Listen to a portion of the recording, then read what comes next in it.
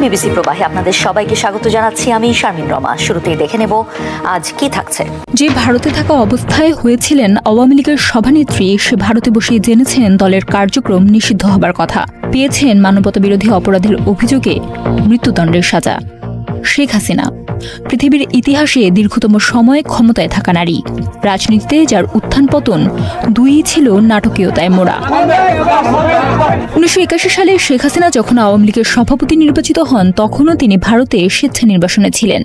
75 সালে এক সামরিক অভ্যুত্থানে সপরিবারে দলটির শীর্ষ নেতা ও বাংলাদেশের প্রতিষ্ঠাতা রাষ্ট্রপতি শেখ মুজিবুর রহমানকে হত্যার পর কোণঠাসা অবস্থানে পড়া আওয়ামী লীগকে ভাঙনের মুখ থেকে বাঁচাতে নেওয়া হয় এই সিদ্ধান্ত। দলীয় নেতা হবার 2 মাস পর দেশে ফেরেন শেখ হাসিনা। বঙ্গবন্ধুর কন্যা এই হিসাবে দলের মধ্যে তার একটা সর্বজনীন গ্রহণযোগ্যতা ছিল। তো সেই আবেগটা কাজে লাগিয়ে তাকে সভাপতি করা হয়। তো তার মধ্যে তো স্বাভাবিক কিছু গুণ ছিল নেতৃত্বের, যার ফলে তিনি দলের সভাপতি হওয়ার পরে দলের উপরে তিনি তার যে প্রভাব, তার কমান্ড, এটা এস্টাবলিশ করতে পেরেছিলেন। বিশ্লেষকরা বলছেন, এরশাদ সরকারের আমলে স্বৈরাচার বিরোধী আন্দোলনের সক্রিয় ভূমিকা এবং জনসাধারণের সাথে মিশে যেতে পারার মতো দিকগুলো দলের বাইরেও তাকে গ্রহণযোগ্যতা এনে দেয়। 1991 সালের নির্বাচনে জয় নিয়ে বেশ আত্মবিশ্বাসী থাকলেও হেরে যায় আওয়ামী লীগ। দেশের প্রথম বিরোধী দলীয় নারী নেত্রী হন শেখ হাসিনা। 1996 সালে নির্বাচনে জয়ী হয়ে প্রথমবারের মতো প্রধানমন্ত্রী হন তিনি এবং মেয়াদ পূর্ণ করে 2001 সালে বাংলাদেশের ইতিহাসে প্রথমবার সংঘাতহীনভাবে ক্ষমতা হস্তান্তর করেন।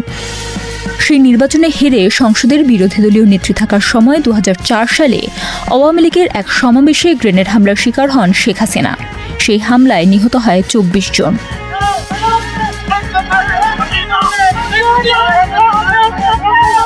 এই যে নির্মূলের রাজনীতি, এটার ভিকটিম কিন্তু শেখ হাসিনা নিজেও হয়েছেন। তার উপর অনেকবার আঘাত হয়েছে, তার বিরুদ্ধে হত্যা ষড়যন্ত্র হয়েছে। এই ঘটনার 2 বছর পর বিএনপি সরকারের মেয়াদ ফুরিয়ে এলে তত্ত্বাবধায়ক সরকারের প্রধানের পদ নিয়ে অনড় অবস্থান নেয় আওয়ামী লীগ।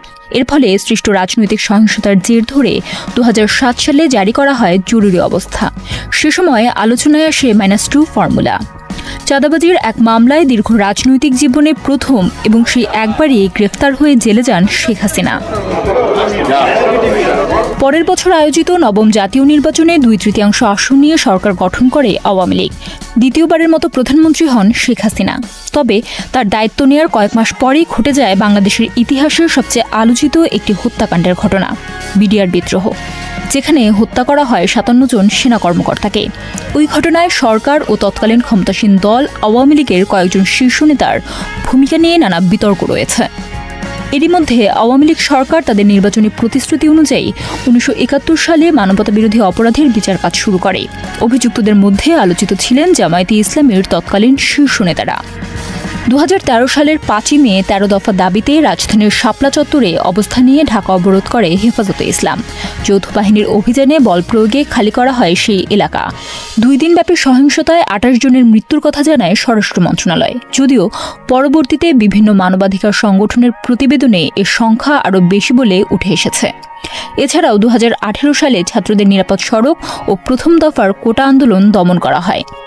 এই সবগুলি আন্দোলনই শেখ হাসিনা দমন করেছেন তার ওই যে পেটোয়া বাহিনী দিয়ে, যে হেলমেট বাহিনী, এই তার ছাত্রলীগ, যুবলীগ, এদেরকে দিয়ে। বিশ্লেষকদের মতে 2024 সালে দ্বিতীয় দফায় শুরু হওয়া কোটা আন্দোলনেও একই প্রক্রিয়া অনুসরণের চেষ্টা করে শেখ হাসিনার নেতৃত্বাধীন আওয়ামী লীগ সরকার। আন্দোলন দমনে নির্বিচারে গুলি চালানো হয়। জাতিসংঘের হিসাব মতে যেখানে প্রাণ হারান 1400 মানুষ। কোটা সংস্কার আন্দোলন রূপ নেয় সরকার পতনের আন্দোলনে। 5 অগস্ট গণঅভ্যুত্থানের মুখে দেশ ছেড়ে পালান শেখ হাসিনা। তার এই পালানোটা আমার কাছে মনে হয়েছে খুবই স্বার্থপর, অমর্যাদাকর। কারণ তার দলের যত র্যাঙ্ক অ্যান্ড ফাইল তাদেরকে ফেলে তিনি শুধু তার গুটি কয়েক সঙ্গী এবং আত্মীয় স্বজনকে বাইরে পাঠিয়ে নিজেকে নিরাপদ করেছেন, কিন্তু সবাইকে এখানে ফেলে গেছেন একেবারে বাঘের মুখে। তবে শেখ হাসিনার বিরুদ্ধে সমালোচকদের সবচেয়ে বড় অভিযোগ হলো তিনি বাংলাদেশের নির্বাচনী ব্যবস্থাকে প্রশ্নবিদ্ধ করেছেন, আর তা করার প্রথম ধাপ ছিল তত্ত্বাবধায়ক সরকার ব্যবস্থা বাতিল। ক্ষমতায় একটা চিরস্থায়ী বন্দোবস্ত করার একটা ইচ্ছা তার ছিল। তিনি নিজেই বলতেন যে আমি দেশের উন্নয়ন করতে চাই, আমি ক্ষমতা চাই এবং অ্যাবসলিউট পাওয়ার চাই, এটা তিনি প্রকাশ্যেই বলতেন। তো সেভাবে দেখা গেল যে ক্ষমতা নিরঙ্কুশ করতে হলে এই যে তত্ত্বাবধায়ক সরকার যে ব্যবস্থাটি ছিল এটা তিনি অনুকূল মনে করেন নাই। তো সুতরাং তিনি উচ্চ আদালতের ঘাড়ে বন্দুক রেখে এই তত্ত্বাবধায়ক ব্যবস্থাটি বাতিল করে দেন। তত্ত্বাবধায়ক সরকার ব্যবস্থা বাতিলের পর বাংলাদেশে আয়োজিত 3টি নির্বাচন নিয়েই ছিল তুমুল সমালোচনা ও বিতর্ক। 2014 সালের একতরফা নির্বাচন, 2018 সালে নির্বাচনের আগের রাতেই ব্যালট পেপারে সিল মারা এবং সবশেষ 2024 সালে ডামে প্রার্থী দাঁড় করিয়ে নির্বাচন করার অভিযোগ রয়েছে আওয়ামী লীগের বিরুদ্ধে, যার নেতৃত্বে ছিলেন শেখ হাসিনা। এছাড়াও বিচার বহির্ভূত গুম, খুন ও বিরোধী মত ও দলের উপর দমনপীড়নের নানা অভিযোগ উঠেছে শেখ হাসিনা সহ সে সময়কার ক্ষমতাসীনদের বিরুদ্ধে। একদিকে এসব বিষয়ে শেখ হাসিনার বিরুদ্ধে দেশের মানুষের মধ্যে যেমন ক্ষোভ জমেছে, অন্যদিকে পদ্মা সেতু এবং মেট্রো রেলের মতো অবকাঠামোগত উন্নয়নের জন্য অনেক প্রশংসাও পেয়েছেন তিনি। যদিও এসব প্রকল্প সহ বিভিন্ন খাতে ব্যাপক দুর্নীতিরও অভিযোগ রয়েছে তার সরকারের বিরুদ্ধে। তবে সবশেষ যে মানবতা বিরোধী অপরাধে তিনি অভিযুক্ত হয়েছেন, সেখান থেকে কি তার রাজনীতিতে ফেরার কোনো সুযোগ আছে? আওয়ামী লীগ বা শেখ হাসিনা কামব্যাক করতে পারবে যদি এখন যারা ক্ষমতায় আছে বা আগামীতে হাসিনার অনুপস্থিতিতে যারা ক্ষমতায় থাকবে তাদের আচরণের উপরে, তাদের কাজের উপরে। তারা যদি হাসিনার চাইতেও খারাপ কাজ করে বা হাসিনার মতোই করে, তাহলে হাসিনার কামব্যাক করার একটা পরিস্থিতি তৈরি হবে। সমালোচকদের মতে 76 বছর বয়সী রাজনৈতিক দল আওয়ামী লীগের 44 বছর ধরে শীর্ষ নেতৃত্বে থাকা শেখ হাসিনার সবশেষ শাসনামলে নেওয়া নানা সিদ্ধান্তের কারণেই হুমকির মুখে পড়েছে দলটি। ইতোমধ্যেই কার্যক্রম নিষিদ্ধ করা আওয়ামী লীগের উপর পুরোপুরি নিষেধাজ্ঞা আরোপের দাবিও তুলেছেন বিরোধীদের অনেকে। Tanha Tasnim, BBC news Bangla. ছাত্র জনতার অভ্যুত্থানের মুখে 5 অগাস্ট জীবন বাঁচাতে দেশ ছেড়ে পালিয়েছেন ক্ষমতাচ্যুত প্রধানমন্ত্রী শেখ হাসিনা। আশ্রয় নিয়েছেন প্রতিবেশী দেশ ভারতে। 15 মাস ধরে সেখানেই অবস্থান করছেন তিনি। বিভিন্ন গণমাধ্যমে দেওয়া সাক্ষাৎকারে বর্তমান অন্তর্বর্তী সরকারকে অবৈধ বলেও দাবি করেছেন তিনি। এদিকে 17 নভেম্বর মানবতা বিরোধী অপরাধে শেখ হাসিনার মৃত্যুদণ্ডের রায় দিয়েছেন আন্তর্জাতিক অপরাধ আদালত। এরপরই ভারত থেকে তাকে ফিরিয়ে এনে মৃত্যুদণ্ড কার্যকরের দাবি জানান ভুক্তভোগী পরিবারের সদস্য, জুলাই যোদ্ধা ও জুলাইয়ের পক্ষের শক্তি। এখন প্রশ্ন হলো, ভারত কি হাসিনাকে ফেরত দেবে?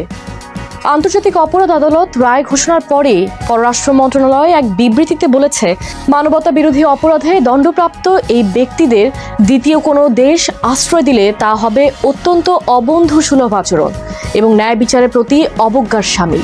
আমরা ভারত সরকারের প্রতি আহ্বান জানাই, তারা যেন অনতিবিলম্বে দণ্ডপ্রাপ্ত এই 2 ব্যক্তিকে বাংলাদেশ কর্তৃপক্ষের কাছে হস্তান্তর করে।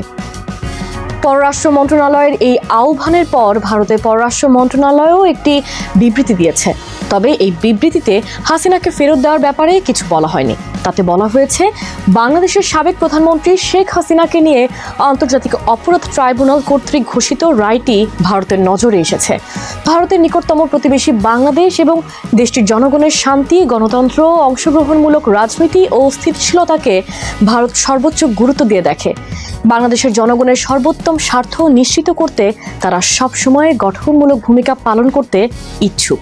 ভারতের বিবৃতিতে আরও জোর দিয়ে বলা হয়, দেশের রাজনৈতিক পরিস্থিতি যাই হোক, ভারতের লক্ষ্য হবে বাংলাদেশের সব স্টেক হোল্ডারের সঙ্গে ইতিবাচক ও কার্যকর যোগাযোগ বজায় রাখা, যাতে দেশটির স্থিতিশীলতা ও শান্তিপূর্ণ ভবিষ্যৎ নিশ্চিত করা যায়। ঢাকায় নিযুক্ত সাবেক ভারতীয় হাই কমিশনার পিনাক রঞ্জন চক্রবর্তী প্রশ্ন তুলেছেন, নয়াদিল্লি কিভাবে শেখ হাসিনাকে মৃত্যুর মুখে ঠেলে দেবে? বাংলাদেশ ও ভারতের মধ্যে একটি প্রত্যর্পণ চুক্তি হয়েছে, যার মাধ্যমে হাসিনাকে ফেরত চায় বাংলাদেশ।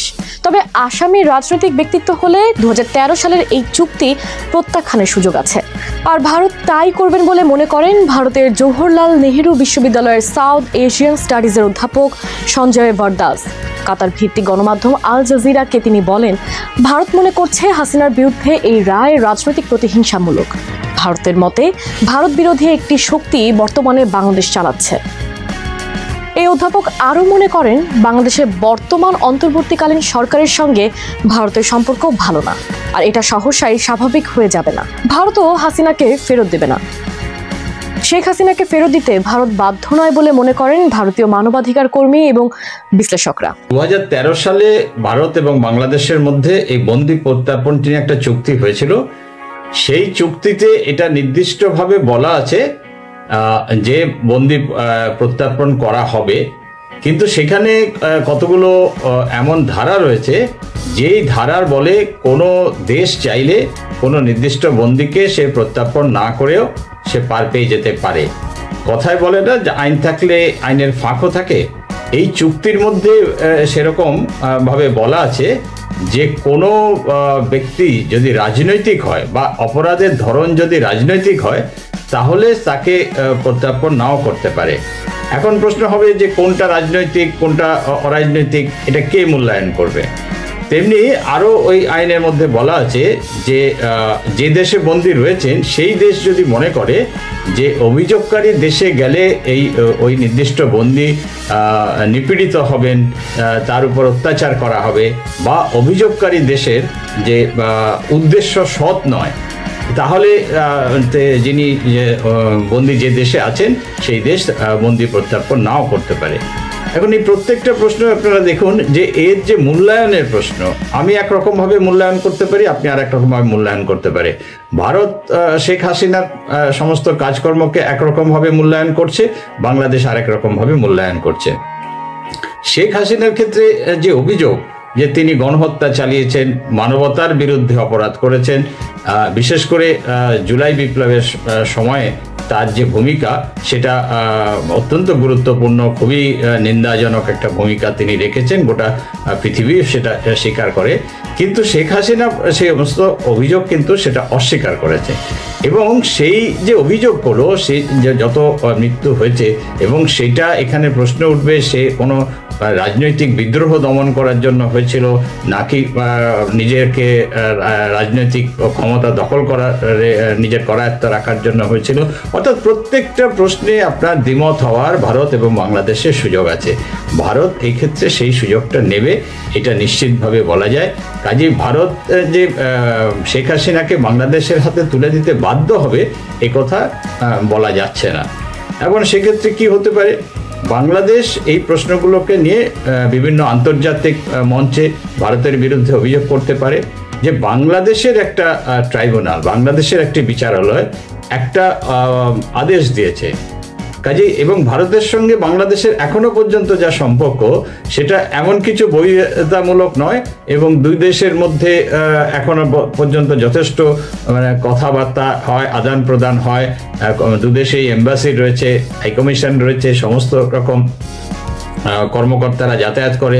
কাজে সেখানে বাংলাদেশের যে বিচারালয়ের আদেশ ভারত সম্পূর্ণ প্রত্যাখ্যান করবে, এটা একটা নৈতিকতার প্রশ্নটা কিন্তু এক্ষেত্রে খুব গুরুত্বপূর্ণ। ভারতের বিচারালয়ের কোনো আদেশ বাংলাদেশ একেবারে প্রত্যাখ্যান করে দেবে, এইটা কিন্তু খুব সহজ নয়, এবং আন্তর্জাতিক মঞ্চে এই সমস্ত প্রশ্ন তুলে ভারতকে বিব্রত করার যথেষ্ট সুযোগ বাংলাদেশের কাছে থাকছে। এবং সবথেকে গুরুত্বপূর্ণ যেটা হচ্ছে যে বাংলাদেশের যে আসন্ন নির্বাচন, সেই নির্বাচনে কিন্তু এইটা একটা খুব গুরুত্বপূর্ণ ইস্যু হয়ে যাবে। সেখানকার যে রাজনৈতিক দলগুলো ক্রমাগত ভারত বিরোধী প্রচারটা করে তাদের মতে সেগুলোর মধ্যে যথেষ্ট যুক্তি আছে যে সেক্ষেত্রে তারা সেই ভারত বিরোধী প্রচারের সুযোগ আরও অনেক বেশি পাবে, এবং বাংলাদেশের আসন্ন নির্বাচনের ক্ষেত্রে এটা খুব বড় ইস্যু হয়ে যাবে। আসলে এটা ভারতের সামগ্রিক নৈতিকতার সঙ্গে জড়িত। একজন আশ্রিত তাকে শত্রুর হাতে তুলে দেওয়া যায় না, এটা আমাদের ভারতবর্ষের ট্র্যাডিশনে রয়েছে, রামায়ণ মহাভারতে রয়েছে, বিভিন্ন কাহিনীতে রয়েছে। তাছাড়া শেখ হাসিনার বিরুদ্ধে যে অভিযোগগুলি রয়েছে সেগুলি সেরকম প্রাতিষ্ঠানিক অভিযোগ নয়। তিনি দেশের প্রশাসক হিসাবে পুলিশ প্রশাসনকে যতটুকু নির্দেশ দেওয়ার দিয়েছেন, তিনি কাউকে স্পেসিফিক গুলি করতে, হত্যা করতে বলেননি। এই অভিযোগগুলি ধপে টেকে না। এর জন্য ভারত কোনোদিনই, আমি যতটুকু বিশ্বাস করি, কোনোদিনই শেখ হাসিনাকে তুলে দেওয়ার কোনো পদক্ষেপ করবে না। ভারতের সঙ্গে বাংলাদেশের যে বন্দি প্রত্যার্পণ চুক্তি রয়েছে, সেইখানে কি কোনো রকম লুপহোলস আছে, বা এই ক্ষেত্রে সেটা কিভাবে দেখছেন? সেখানে তো লুপহোলস রয়েছে। কোনো দেশ যদি বিবেচনা করে যে তারা অপর দেশের দাবি মতো ফেরত দিতে রাজি নয়, সেটা তারা আটকাতেই পারে। 2 নম্বর কথা হচ্ছে, ভারত যেমন পাকিস্তানের সঙ্গে সিন্ধু জল চুক্তি একতরফা খারিজ করে দিয়েছে, এটাও কিন্তু ভারত একতরফা খারিজ করে দিতে পারে, যেহেতু যে সরকারের সঙ্গে চুক্তি হয়েছে সেটা ছিল একটা গণতান্ত্রিক নির্বাচিত সরকার, আর বর্তমান সরকার কিন্তু সেরকম নয়। এটা এই আন্তর্জাতিক প্রতিষ্ঠিত চুক্তি যেমন সিটিবিটি, এনপিটি, যেখানে চুক্তি ভঙ্গ করলে তার কি শাস্তি হবে উল্লেখ থাকে, এখানে কিন্তু সেটা নেই। কাজে এটা কিন্তু ভারত, এটা অনেকেই জানে না, একতরফাভাবেই এই চুক্তি খারিজ করে দিতে পারে। সেটা কি এই অন্তর্বর্তী সরকারের কারণে, যেহেতু কোনো নির্দিষ্টভাবে কোনো সরকার বাংলাদেশে এই মুহূর্তে নেই, এই সরকারের যাই দাবি দেওয়া সেটা কি আদৌ আন্তর্জাতিক ক্ষেত্রে গ্রহণযোগ্য নয়? সেটা ছোট কারণ। বড় কারণ হচ্ছে ভারতকেও বিবেচনা করতে হবে যে তার বিরুদ্ধে যে অভিযোগ বা যে বিচারের রায় সেটা যুক্তিসম্মত কিনা। যদি সেই দেশ বর্তমান চুক্তি মোতাবেক বিশ্বাস না করে তাহলে রিজেক্ট করতে পারে। আর যেটা বললাম, যেমন সিন্ধু জল চুক্তি ভারত একতরফাভাবে খারিজ করেছে, এটাও একতরফাভাবে খারিজ করতে পারে, কেননা এই চুক্তিগুলি সাধারণ চুক্তি, ঐক্যমত্য। অর্থাৎ এই চুক্তি ভঙ্গ করলে তার কি শাস্তি হবে সেগুলো উল্লেখ কিন্তু নেই। সেই ক্ষেত্রে ভারত বাংলাদেশের সম্পর্ক এখন অনেকটাই তিক্ত। তারা দাবি করছে হাসিনাকে বাংলাদেশে ফিরিয়ে দেওয়ার জন্য ভারতের কাছে। ভারত আপনার কথা মতো যদি না দেয় ফেলে, তাহলে সেই ক্ষেত্রে সম্পর্ক কি আরো তিক্ত হবে বা কোন পর্যায়ে যেতে হবে? সম্পর্ক তিক্ত অলরেডি রয়েছে, হয়তো এটাই কন্টিনিউ হবে নতুন সরকার না আসা পর্যন্ত। এবং নতুন সরকার কে আসে, তাদের গতি প্রকৃতি কি হবে তার উপর পরবর্তী পদক্ষেপ নির্ভর করছে। তবে ভারতের খুব একটা ক্ষতি হবে না। ক্ষতি যতটুকু হওয়ার বাংলাদেশের হয়ে গিয়েছে, কারণ বাংলাদেশ বিভিন্নভাবে ভারতের উপর নির্ভরশীল। পররাষ্ট্র বাণিজ্য, তারপরে 2 দেশের সম্পর্ক, তারপরে বাংলাদেশের মানুষের এই দেশে আসা, চিকিৎসা সংক্রান্ত ভিসা নিয়ে, এগুলোতে বাংলাদেশ ব্যাপকভাবে ক্ষতিগ্রস্ত অলরেডি হয়েছে। ভারত ক্ষতিগ্রস্ত হয়েছে অল্প, এবং ভবিষ্যতে এই তিক্ততা যদি জারি থাকে বাংলাদেশ অনেক বেশি ক্ষতিগ্রস্ত হয়ে থাকবে, ভারত ক্ষতিগ্রস্ত হবে অল্প। বাংলাদেশে শেখ হাসিনার বিরুদ্ধে ব্যাপক জন অসন্তোষ যে তৈরি হয়েছে তা ভারত উপেক্ষা করছে না। তবে তাকে ঘিরে ভারতের অবস্থান এখন বেশ বিব্রতকর পরিস্থিতিতে পড়েছে। জিন্দাল গ্লোবাল বিশ্ববিদ্যালয়ের সাউথ এশিয়ান স্টাডিজের অধ্যাপক শ্রী রাধা দত্ত বলেছেন, নয়াদিল্লি এখনও ভবিষ্যতে কোনো এক সময় আওয়ামী লীগকে আবার ক্ষমতায় দেখতে চাইবে, কারণ ভারতের দৃষ্টিতে শেখ হাসিনা সবসময়ই সবচেয়ে নির্ভরযোগ্য। তিনি আরও মনে করেন, বাংলাদেশের হাসিনা ছাড়া অন্য কারোর সঙ্গে ভারতের কোনো বন্ধুত্ব নেই। ভারতের এখন উচিত বিকল্প খোঁজা। ওয়াশিংটন ডিসি ভিত্তিক দক্ষিণ এশিয়া বিষয়ক বিশ্লেষক মাইকেল কুগেলম্যান মনে করেন, বাংলাদেশ থেকে ক্ষমতাচ্যুত সাবেক প্রধানমন্ত্রী শেখ হাসিনার ভারতের অবস্থান 2 দেশের সম্পর্কের উপর দীর্ঘমেয়াদে চাপ সৃষ্টি করবে। তার মতে নয়াদিল্লির জন্য বিষয়টি দ্বিপাক্ষিক সম্পর্কে একটি কাঁটার মতো থেকে যাবে। ভারত প্রমাণ করবে যে তারা তাদের পুরনো মিত্রদের প্রতি বিশ্বস্ত। তিনি আরো মনে করেন, আওয়ামী লীগ একটি পুরনো বংশগত রাজনৈতিক দল। দক্ষিণ এশিয়ার ইতিহাস অনুযায়ী এই ধরনের দল কখনো পতনের মুখে পড়লেও পুরোপুরি বিলীন হয়ে যায় না। চলতি বছর 5 অগস্ট সরকারের আইন উপদেষ্টা আসিফ নজরুল একটি অনুষ্ঠানে বলেছিলেন, শেখ হাসিনাকে হয়তো আমরা আর পাবো না, তিনি শেষ বয়সটা হয়তো ভারতেই কাটাবেন। আসিফ নজরুল ইঙ্গিত দিয়েছিলেন, শেখ হাসিনা হয়তো বেঁচে থাকবেন, তবে হয়তো ফাঁসি হবে না। তবে বাংলাদেশের আকাশে বাতাসে তার প্রতি মানুষের যে ঘৃণা ও ক্ষোভ তা ভেসে বেড়াবে তার মৃত্যুর আগ পর্যন্ত। নিজ মাতৃভূমিতে হয়তো তার দাফনও সম্ভব হবে না। ফিলিস্তিনে প্রায় 70,000 মানুষ মারার পর বোমা হামলা বন্ধ করেছে ইসরায়েল। এবার সেখানে শান্তি প্রতিষ্ঠার কাজে নেমেছে দেশটির সবচেয়ে ঘনিষ্ঠ মিত্র যুক্তরাষ্ট্র। তথাকথিত শান্তির দূত প্রেসিডেন্ট ডোনাল্ড ট্রাম্পের 20 দফা প্রস্তাব পাশ হয়েছে জাতিসংঘ নিরাপত্তা পরিষদে। 15 সদস্যের মধ্যে প্রস্তাবটির পক্ষে ভোট দিয়েছে 13টি দেশ, আর ভোটদানে বিরত ছিল রাশিয়া ও চীন।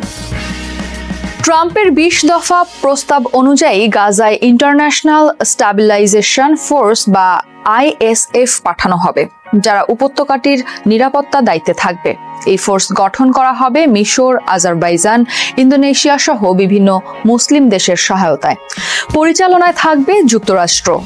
জাতিসংঘের মার্কিন দূত মাইক ওয়ালেস বলেছেন, ISF গাজায় নিরাপত্তা নিশ্চিত করবে এবং গাজাকে অস্ত্রমুক্ত করবে, সন্ত্রাসীদের কবল থেকে বেসামরিক ফিলিস্তিনিদের রক্ষা করবে। জাতিসংঘে এই প্রস্তাব পাশ হওয়ায় খুশি ডোনাল্ড ট্রাম্প। ট্রুথ সোশ্যালে তিনি লিখেছেন, জাতিসংঘের ইতিহাসে একটি বিরাট এবং ঐতিহাসিক প্রস্তাব পাশ হয়েছে। এভাবেই জাতিসংঘ বিশ্বজুড়ে শান্তি প্রতিষ্ঠায় কাজ করে যাবে। তবে যুক্তরাষ্ট্রের এমন প্রস্তাবে নারাজ ফিলিস্তিনি স্বাধীনতাকামী সংগঠন হামাস। তারা বলছে, এই পরিকল্পনার মাধ্যমে গাজা উপত্যকায় আন্তর্জাতিক অভিভাবকত্ব চাপিয়ে দেওয়া হচ্ছে। আমাদের জনগণ এটা প্রত্যাখ্যান করছে। গাজার অভ্যন্তরে আন্তর্জাতিক বাহিনী নিযুক্ত করে এবং প্রতিরোধ বাহিনীকে নিরস্ত্র করার মাধ্যমে দখলদারদের সুযোগ করে দেওয়া হচ্ছে। ট্রাম্পের এই ২০ দফা প্রস্তাবে বলা হয়েছে, গাজায় শান্তি প্রতিষ্ঠার মূল কাজের নেতৃত্ব দেবে যুক্তরাষ্ট্র। একটি সরকার গঠিত হবে যার নাম হবে বোর্ড অফ পিস। এর মূল নেতৃত্বে থাকবেন খোদ ডোনাল্ড ট্রাম্প। তবে হামাস এই সরকারের অংশ হবে না। এতে আরও বলা হয়েছে, হামাসের যে সকল সদস্য আত্মসমর্পণ করবেন তাদের নিরাপত্তা নিশ্চিত করা হবে। গাজা হবে একটি সন্ত্রাসমুক্ত এলাকা। এখানে কোনো সন্ত্রাস বাহিনী থাকবে না। ইসরায়েলও সেখান থেকে তাদের সেনা সরিয়ে নেবে। প্রস্তাব অনুযায়ী গাজার ধ্বংসস্তূপে আবারও অবকাঠামো নির্মাণ করা হবে। জাতিসংঘ ও রেড ক্রিসেন্টের মাধ্যমে পৌঁছানো হবে মানবিক সহায়তা। গাজাবাসীর জন্য চাকরির ব্যবস্থা করা হবে আর অর্থনৈতিক উন্নতির জন্য গঠিত হবে বিশেষ অর্থনৈতিক জোন। জোরপূর্বক কাউকে ঘর ছাড়া করা হবে না। জাতিসংঘ নিরাপত্তা পরিষদে পাশ হওয়া ট্রাম্পের এই প্রস্তাবে আরও বলা হয়েছে, ফিলিস্তিনের আত্মমর্যাদা ও রাষ্ট্র হিসেবে প্রতিষ্ঠার পথ খুঁজে বের করার চেষ্টা করা হবে। এই প্রস্তাবকে স্বাগত জানিয়ে জাতিসংঘ মহাসচিব বলেছেন, এই পরিকল্পনাগুলো দ্রুত বাস্তবায়ন করা হোক এবং রাজনৈতিক প্রক্রিয়ার মাধ্যমে দ্বিরাষ্ট্র ভিত্তিক সমাধানের পথ খুঁজে বের করা হোক। ফিলিস্তিন কর্তৃপক্ষ ট্রাম্পের এই প্রস্তাবকে স্বাগত জানিয়ে জরুরি ভিত্তিতে প্রয়োগ করার আহ্বান জানিয়েছেন। সেই সঙ্গে যুক্তরাজ্য, ফ্রান্স, সৌদি আরব, তুরস্ক, মিশর, দক্ষিণ কোরিয়া, ডেনমার্ক ও স্লোভেনিয়াও এই প্রস্তাবকে স্বাগত জানিয়ে দ্রুত বাস্তবায়নের আহ্বান জানিয়েছে। হামাস ইসরায়েল সংঘাত শুরুর দিকে ইসরায়েলের প্রধানমন্ত্রী বেনিয়ামিন নেতানিয়াহু বলেছিলেন, গাজায় হামাসের অস্তিত্ব পুরোপুরি নির্মূলের মাধ্যমেই তারা থামবে। তবে এ যুদ্ধে অনেক মানুষ মারা গেলেও হামাসকে নির্মূল করতে ব্যর্থ হয়েছে ইসরায়েল। এবার যুক্তরাষ্ট্র হামাসকে নিরস্ত্র করতে চায়, সেটিও সম্ভব না বলে মনে করেন আল জাজিরার প্রতিবেদক মারওয়ান বিশারা। তিনি বলেন, ২ বছরের গণহত্যা, হাজার হাজার ফিলিস্তিনি হত্যার পরও ইসরায়েল সরাসরি যুদ্ধক্ষেত্রে হামাসকে নিরস্ত্রকরণে ব্যর্থ হয়েছে। এখন অন্য কোনো রাষ্ট্র ইসরায়েলের হয়ে হামাসকে নিরস্ত্রকরণে কাজ করবে না। কোনো আরব দেশ বা মুসলিম অধ্যুষিত রাষ্ট্রই চাইবে না গাজায় ইসরায়েলের হয়ে কাজ করতে বা ইসরায়েলের ব্যর্থতার দায় নিজেদের কাঁধে নিতে। একদিকে গাজায় শান্তি প্রতিষ্ঠার কথা বলা হচ্ছে, অন্যদিকে ইসরায়েলের বন্দুকের গুলি থামছেই না। গাজায় নিজেদের মতো করে ইয়েলো বা হলুদ একটি লাইন কেটেছে ইসরায়েল। সেই লাইন অতিক্রম করলেই গুলি করে পাখির মতো মানুষ মারছে ইসরায়েল। যুদ্ধবিরতির মাধ্যমে গাজায় বোমা হামলা বন্ধ হলেও গুলি করে নিরস্ত্র মানুষ হত্যা থেমে নেই। কঙ্গো গণতান্ত্রিক প্রজাতন্ত্র ও বিদ্রোহী সংগঠন M23 এর মাঝে দোহায় যে নতুন শান্তি চুক্তি সই হয়েছে, সেটি শুধু একটি সমঝোতা নয়, এটি কাতারের দীর্ঘদিনের মধ্যস্থতাকারী সাফল্যের ধারাবাহিকতার নতুন অধ্যায়। গত 2 দশকে মধ্যপ্রাচ্যের ক্ষুদ্র রাষ্ট্র কাতার বৈশ্বিক সংকট সমাধানে অন্যতম নির্ভরযোগ্য মধ্যস্থতাকারী হিসেবে পরিচিতি পেয়েছে। ভৌগোলিক আকারে ছোট হলেও কূটনৈতিক সক্ষমতা ও আন্তর্জাতিক গ্রহণযোগ্যতায় কাতার বহুগুণ বড়। বিশ্বজুড়ে অসংখ্য শক্তিশালী রাষ্ট্র মধ্যস্থতায় আগ্রহ দেখালেও কাতার আলাদা হয়ে উঠেছে বাস্তব সাফল্যের কারণে। দোহা এমন কয়েকটি জটিল ও দীর্ঘমেয়াদী সংঘাতে আলোচনার পথ তৈরি করেছে, যেখানে বড়